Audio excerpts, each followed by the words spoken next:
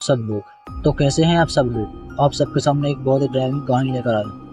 अगर आप सबको पसंद आती है तो कृपया चैनल सब्सक्राइब कीजिए और कमेंट में जरूर बताइए। प्लीज लाइक कर दिए करो यार।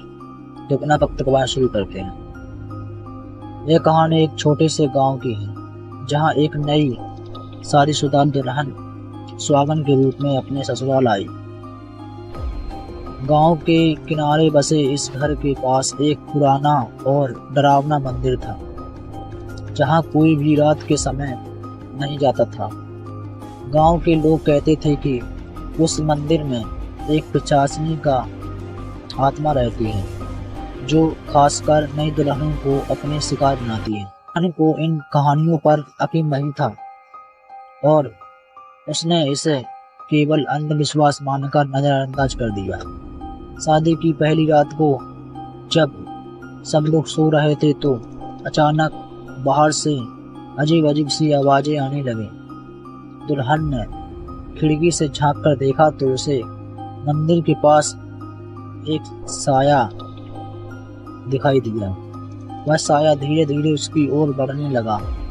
दुल्हन ने तुरंत खिड़की बंद कर ली और अपने पति को जगाया, लेकिन वह गहरी नींद में था और जाग नहीं पाया। दुल्हन के दिल में डर समा चुका था, लेकिन उसने हिम्मत कर खुद को संभाला। तभी उसे अपने कमरे में किसी की हल्की हल्की सिसकियों की आवाज सुनाई दी।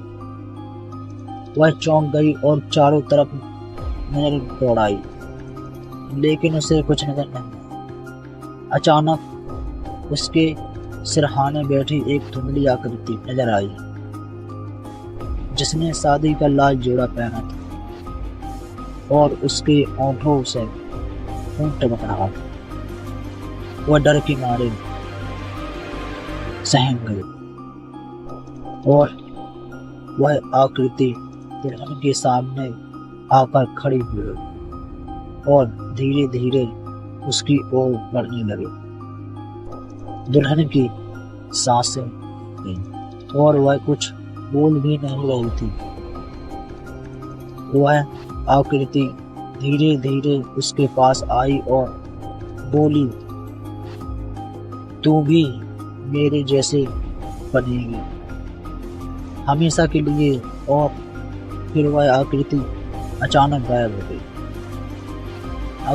अगले दिन जब गांव वालों को यह बात पता चली तो उन्होंने कहा कि वह पिशाचिनी उस मंदिर में रहती है और नई दुल्हनों को अपना शिकार बनाती है, क्योंकि वह भी कभी सुहागन थी, लेकिन उसकी शादी के तुरंत बाद उसकी हत्या हो गई थी। तब से उसकी आत्मा उस मंदिर में भटक गई है और जब तक वह किसी नई दुल्हन को अपना शिकार नहीं बना लेती उसे सांप की नींद आती। दुल्हन को इस घटना के बाद कई रातों तक डरावने सपने आ रहे थे।